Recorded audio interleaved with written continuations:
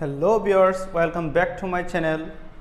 This is my first video and I'm going to show you few slang word and how to use this slang word. And when British people or American people says any kind of English language and their own mother tongue, and then we can't understand what are they talking. And if we want to understand, first of all we have to know their expression and what are they making me or making our understand. So I'm going to show you three slang and it will be too much helping to you in your spoken language. So I'm going to express it, just show me and watch it, dear brothers. And the third number, and I will start the bottom.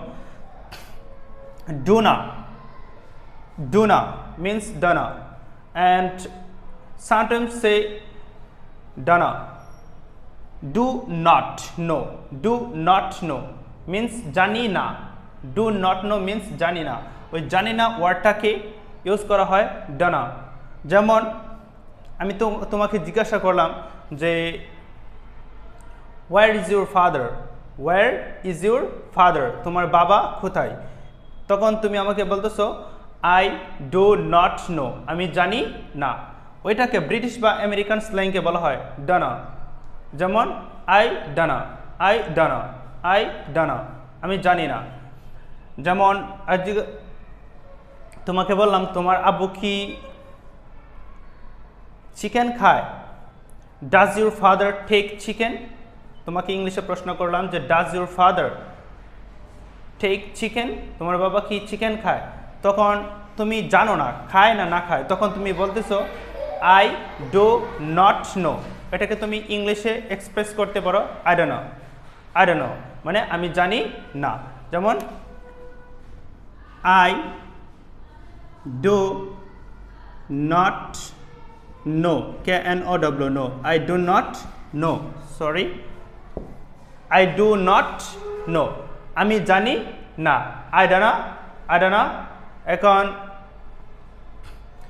তোমাকে বললাম যে তুমি জানো না, English তুমি জানো না, ইডানা, ইউটাকে ই বলা হয় ইডানা, তুমি জানো না. So and ডানো means do not know. Dona means ওটাকে ডোনা বলা হয়, ডানা বলা হয়, ডানো, বিশেষত ব্রিটিশ মুভিতে ডানাই বলা হয়. যেমন আমি জানি না আই ডোন্ট নো, আমি জানি না আই ডোন্ট নো, সে জানে না হি ডাজন্ট নো, তখন আবার ডানো হবে না, হি ডাজন্ট নো, সে জানে না. Thank you. অ্যান্ড পরেরটা দেখেন, ওটা বুঝতে পেরেছেন আশা করি. যেমন going means going to, যেমন আমি খেলতে যাচ্ছি, I am going to play, I am going to play, I am going to play, I am going to play. This word and this sentence you can express your mind. Going to means gonna, I am gonna play. Going to কে আপনি gonna বলতে পারেন, I am gonna play. আমি লিখতে যাচ্ছি, I am gonna write. আমি খেতে যাচ্ছি, I am gonna eat. আমি পড়তে যাচ্ছি, I am gonna read. আমি নাচতে যাচ্ছি, I am gonna dance. আমি টাকা জমা দিতে যাচ্ছি, I am gonna pay the money. means going to পরিবর্তে আপনি gonna ইউজ করতে পারেন. এই going to পরিবর্তে আপনি সব সময় gonna ইউজ করতে পারেন. gonna, I am gonna play, gonna write, gonna see, মানে going to কে ওরা gonna ইউজ করে. Thank you. বুঝতে পেরেছেন, যে জায়গায় going to আছে ওই জায়গায় এখন থেকে gonna ইউজ করবেন, এটা আপনার জন্য অনেক ভালো হবে. এন্ড আপনি যদি প্র্যাকটিস করেন আরেকজনে বললে আপনি এটা স্বাভাবিক বুঝতে পারবেন.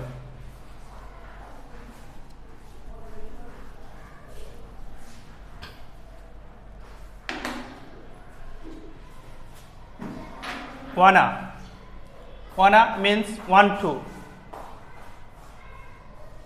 যেমন দেখেন আই ওয়ান্ট টু গো, আমি যেতে চাই।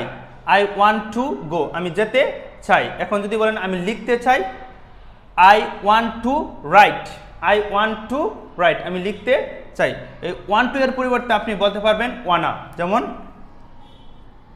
I W A N N A wanna, W R I T E write, আমি লিখতে চাই। I wanna write. এই যে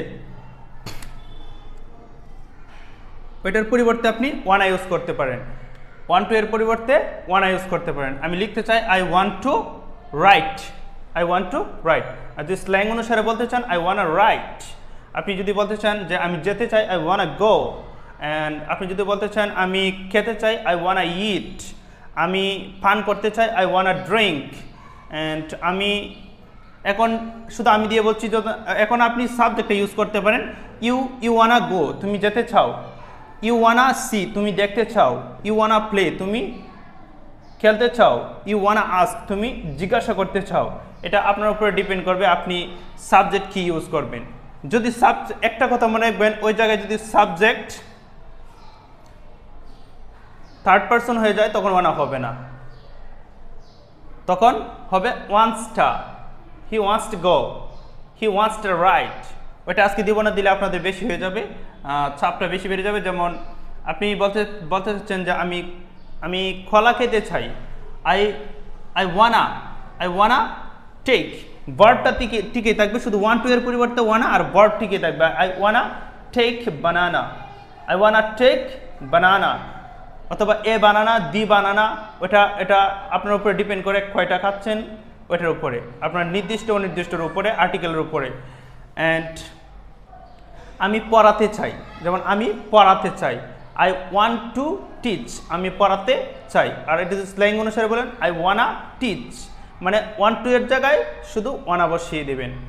যেমন আমি দেখতে চাই, আই ওয়ানা সি।